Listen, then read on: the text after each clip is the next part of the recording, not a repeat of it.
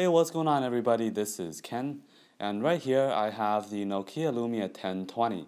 You guys might be wondering, why am I doing a video right now on the 1020 even though this device came out almost 3 months ago?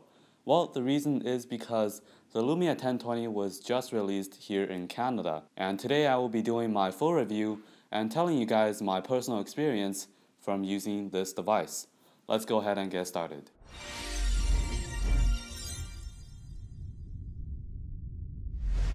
First, I just want to clear things up.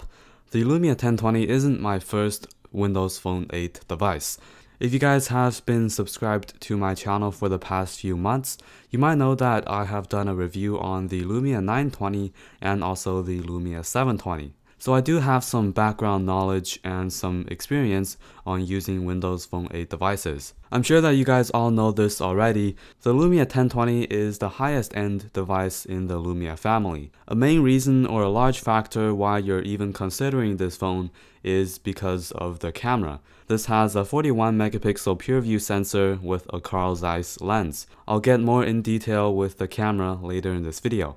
The 1020 is not a huge device and it's not a really small device either, so this is somewhere in between. Comparing this to the iPhone 5S, well, we have to admit that the 5S is a smaller than average smartphone. So comparing these two devices, the Lumia 1020 is bigger than the 5S in every aspect. It's around 158 grams, so comparing this to some other high-end smartphones such as the HTC One or the Samsung Galaxy S4, they have very similar sizes. The HTC One has a 4.7-inch display and the Galaxy S4 has a 5-inch display. Since they have very similar sizes, then how come the Lumia 1020 only has a 4.5-inch display?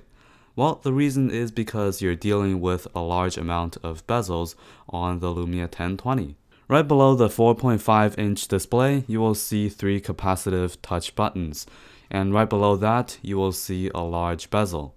So I'm not sure why they went with this design.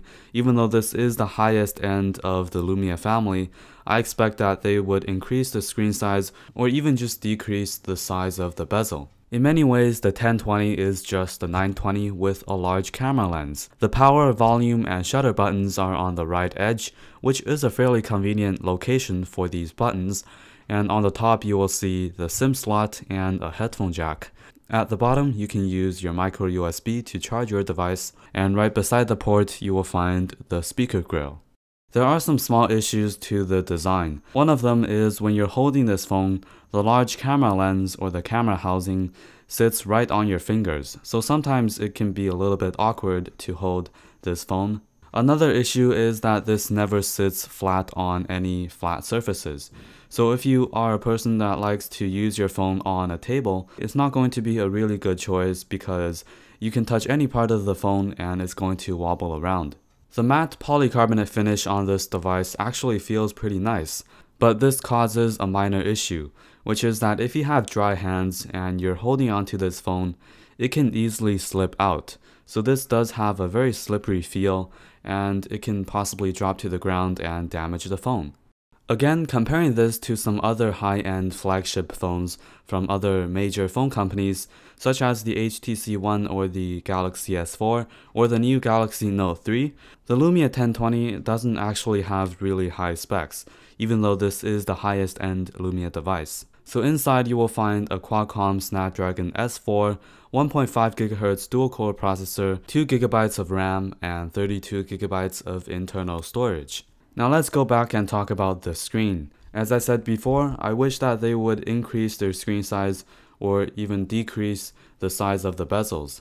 But the display quality itself is very outstanding. This has 1280 by 760 pixels with 332 pixels per inch, which has similar PPI compared to the iPhone 5S. The screen is saturated, colorful, crisp, and accurate. The viewing angle of the phone is also pretty impressive. With Nokia's clear black display technology, basically the black elements of this display does not actually light up if you have a black background or a black wallpaper. So first, this can save some battery life, and second, this can create a really dark black color to your display. And this can also be a lot more viewable in outdoors. I love almost everything about this device so far, except for the operating system.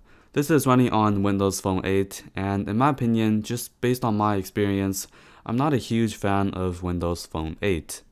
Unlike Android or even iOS, Windows Phone 8 just doesn't have a lot of features or customizations. So if you don't like your background, you can go into settings and change that to black or white. If you don't like the color accent of your tiles, you can go into settings again and change to a bunch of other colors. You can also change your lock screen wallpaper and also adjust the size of your tiles. And that is pretty much all the customizations you get on Windows Phone 8. This also lacks some pretty important features that you should have on mobile devices. For example, the notification center. On iOS and Android, you can see all your notifications pretty clearly, and it's a really simple way to see what you have missed and all the updates.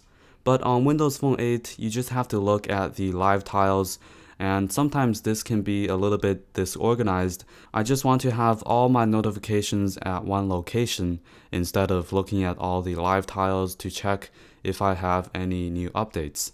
I actually really like the design of the Windows Phone 8 tile layout. I could easily find my favorite applications on the home screen with all these tiles.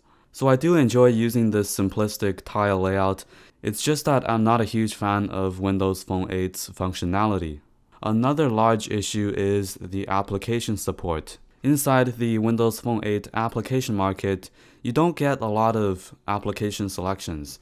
A lot of the popular applications are not there on Windows Phone 8. You do get a small selection of games and some other applications that you might find useful, but the application support on Windows Phone 8 is still a large issue for me. You can play most games without any stutter, and also browsing through the web is also very smooth. Sometimes the web page takes a bit longer to render, maybe it's because of my internet connection. So overall, everything runs extremely smooth, fluid, and with high frame rates on Windows Phone 8. The main attraction of this device is most likely the camera. This has a 41 megapixel pure view sensor with a high quality Carl Zeiss lens. You can press the shutter button on the side and this will open up the Nokia Pro Cam. In this camera application, you can have a lot of manual controls. You have control over the exposure, the shutter speed, the ISO, manual focusing, and also your white balance. Of course, you can also shoot HD videos, and in the video mode, you can also do manual focusing. So here are some pictures that I've taken on the Lumia 1020. By the way, you can check out my video that I made a few days ago, which is a comparison between the iPhone 5S's camera and the Lumia 1020's camera. So you can see how the 5S compares to this incredible camera. And I have to say that the picture just looks astonishing. It's really hard to believe that this is from a cell phone camera.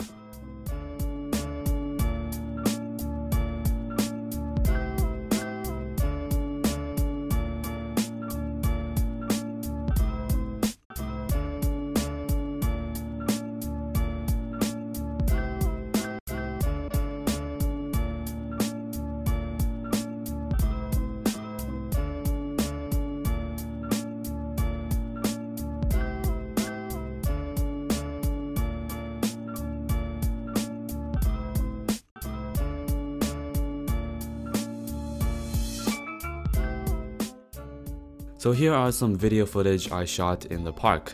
Since the aperture of this camera lens is f2.2, as you can see this has a fairly shallow depth of field, and I noticed that the video is really saturated and sharp.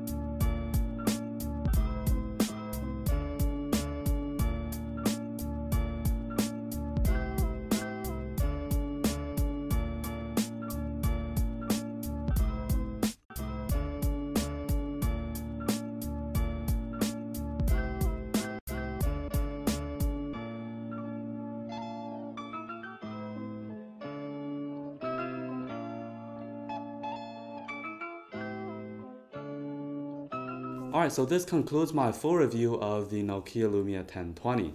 If you guys enjoyed the video, be sure to give it a thumbs up.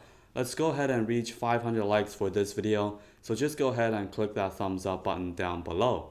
Thanks a lot for watching this video once again, and I will see you guys in my next video.